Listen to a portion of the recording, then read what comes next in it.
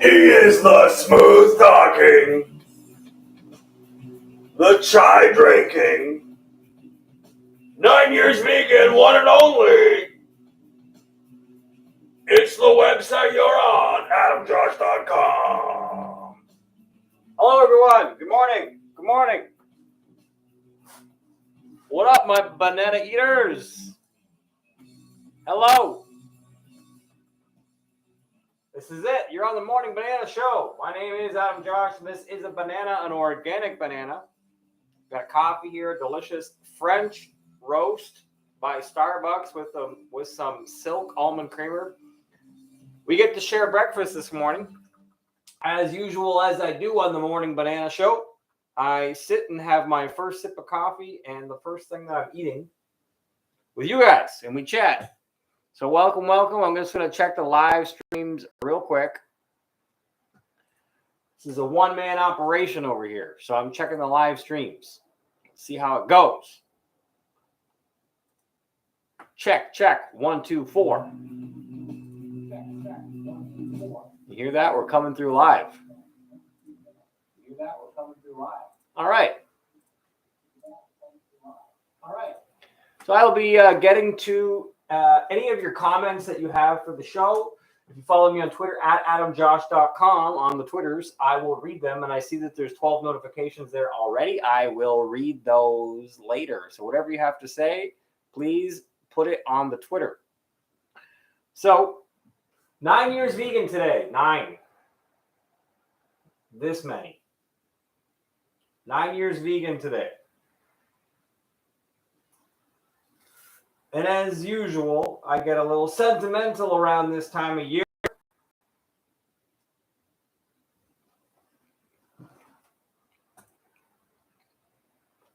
You guys want to hear the story about how I went vegan?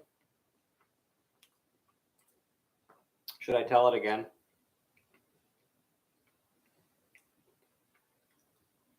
I have the story somewhere. So back, 9 years ago, if you wanted to tell a long story and not put it on your website, not put it on Facebook, you couldn't really tweet it because you had to do 140 characters back then. So there was something called Twit Longer. And if you're as old as I am, you'll remember it. So I wrote the story out the morning after. Honestly, I will remember this dream and this day for the rest of my life. I had a very peculiar dream last night. I dreamt that I was looking at a dead man and something was with me or for me, started playing with his arms, with his hands, taking skin off and being disrespectful. As I looked, the bathtub that he was in turned into a deep fryer, and now there was baskets of fries and other things frying beside and in between this man's limbs. I watched as food was served to people that had been deep fried in the very oil that this man was laying in. And after a while, I couldn't see the man anymore. The oil had become black. I inserted a fry scoop into the oil to feel around for his body, but what was left was so charred and black that it was falling apart. And I stood in my dream, absolutely disgusted to think that anyone would serve, let alone eat anything that was cooked in the same oil that this dead man was frying in. I woke up feeling very sick. I didn't eat anything solid until 9 p.m. As I ponder the dream now, almost a day later, I realize that it may have been more symbolic to me personally because I am a vegetarian. I sometimes eat fish, so I'm not a Puritan vegetarian. I will sometimes eat food that has been cooked beside animal products. There are certain animals I have put my foot down to, though, like pork. Pork is just gross smelling once you stop eating it. I have to admit that up until this dream, I've never felt any conviction about eating vegetables cooked beside chicken or beef products or in the same oil. But the lesson of the dreamer remains clear to me now. If you wouldn't eat a French fry that was fried in the same oil as a dead human, why will you think nothing of eating that same fry out of oil cooked beside another species, not even your own? Because we are racist. Because we are speciesist. We think that murdering animals and consuming their decaying flesh is okay because we are higher on the food chain. I've never been a zealot vegetarian, but this dream I had last night honestly turned my stomach, pun intended, Adam. A lot to unpack there. That was the dream. There was something I wanted to kind of put a side note on here. So I wrote in the article there about the dream that I had sometimes eat fish. I'm not a Puritan vegetarian. So in hindsight, what I was discussing back then was that I was a pescatarian, I guess you could call it. I didn't know the word back then. And the topic that I was referring to at the end was cross-contamination and how I felt about cross-contamination, something that I didn't have a word for back then. Cross-contamination, young Adam. So that was 9 years ago. Anyway, as I do normally, let's check out the Schumann frequency vibes. We're coming off a series of high spikes right now. The vibes seem to be trending towards positive. Gonna check out the stock market real quick. Generally speaking, the futures are trending down for the S&P 500, the Dow Jones trending down right now, gold trending down right now, silver trending down right now, crude oil going down right now in this moment, but Tesla is going up. Yay, if you're invested in Tesla, as I am. I'm checking the live streams for the Ukraine right now in the the war zone and the chaos and carnage. I don't know if you can see this or not. 4, 8, 12, 16 cameras here of people just hanging out. No massive chaos, no war. People driving. Buildings being built. People hanging out at the gas station. Check out the live stream for yourself at TVL TRZCIANKA. TVL Trzcianka. Check it out for yourself. Yeah, so that's all our housekeeping pretty much taken care of. Let's go to your messages on the Twitter. So on Twitter, last 12 we got here, let's see. I got a smiley face from Dr. Madhuri Siddietti. I'm not sure. I think he's referring to a conversation with someone else. We've got Mucho Burrito. Mucho Burrito says, happy to see you and your family. Please stop by again soon. Oh, in reference to, we went up for Mucho Burrito on Friday. On Friday, my kids were saying, Daddy, we've been praying to the vegan gods to have Mucho Burrito. So I took them there. I said, well, the vegan gods heard your prayers. All right. So most of the interactions there are just likes and stuff like that. I wake up early, and here I am on the Morning Banana Show. And if you guys aren't up with me eating the banana, then that's fine. What else can I tell you?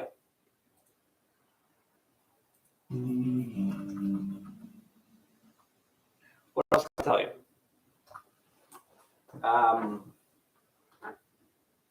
Almost done the banana here.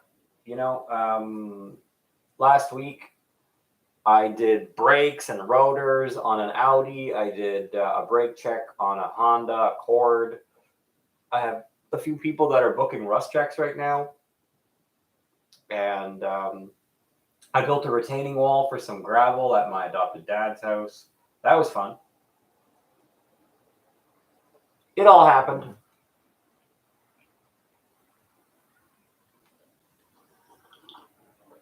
But I guess 9 years vegan, I should have some reflective thoughts about veganism in general, right?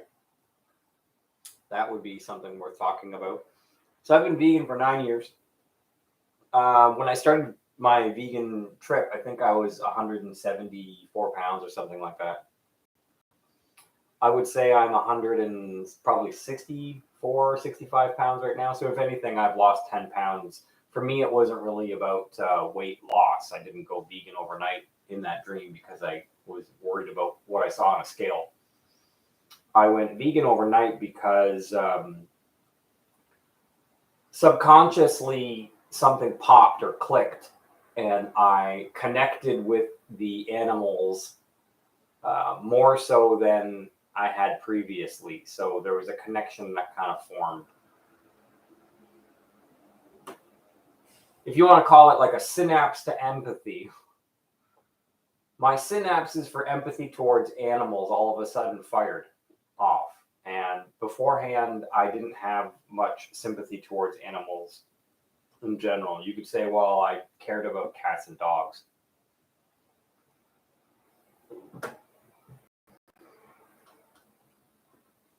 Here we are 9 years later, and I guess I wish I went vegan earlier.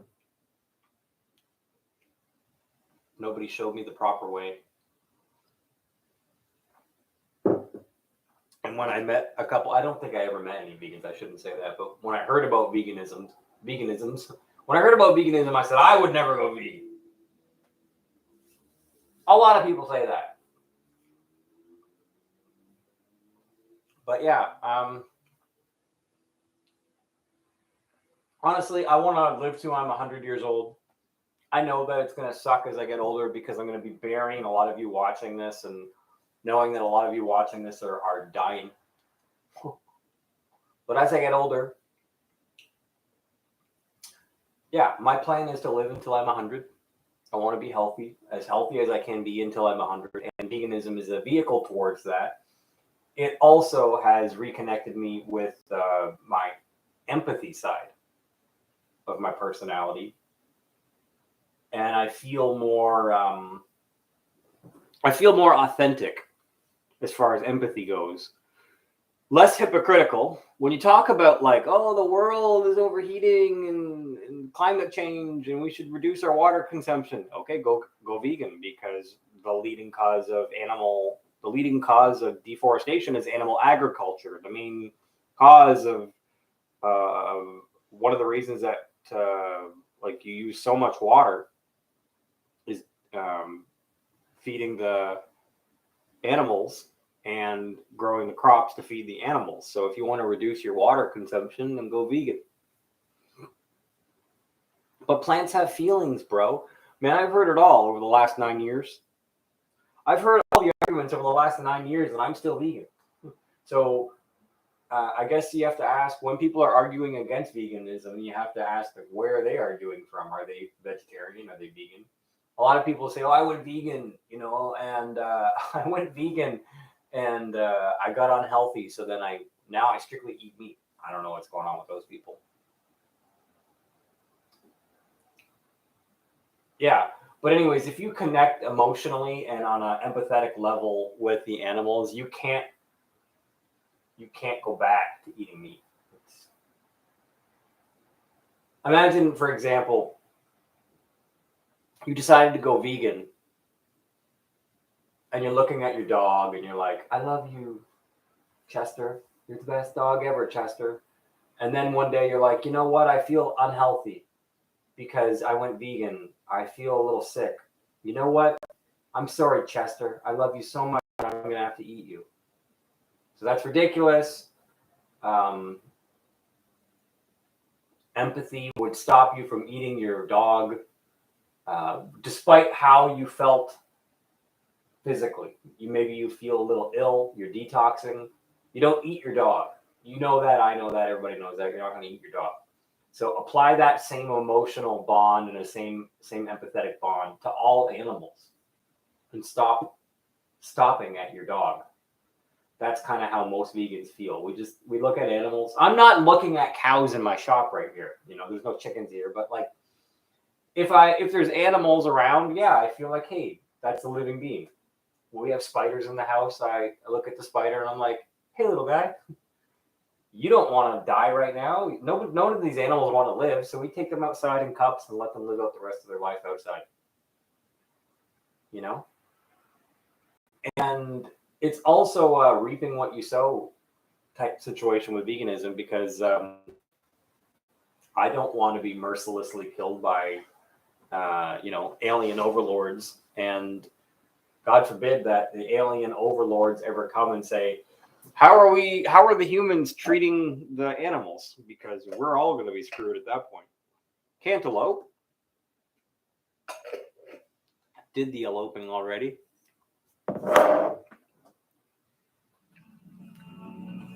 Well, everybody, that's been the Morning Banana Show. Number 139. Does that sound right? 138 or 139? I really should check before I write this stuff down. It's 138. Well, good to know that I wrote it wrong. That's fun too, making mistakes. All right, everybody. Thank you so much for hanging out. Follow me on Twitter at adamjosh.com. You can send me e-transfer donations to adam@adamjosh.com. The email address. If you feel like it, follow me on Twitter. Invest in yourself. Invest in Coda. Send some money to Coda Vets every month, even $10 a month. Coda Vets is a great organization that supports U.S. veterans, because the government isn't taking care of the vets as well as they should.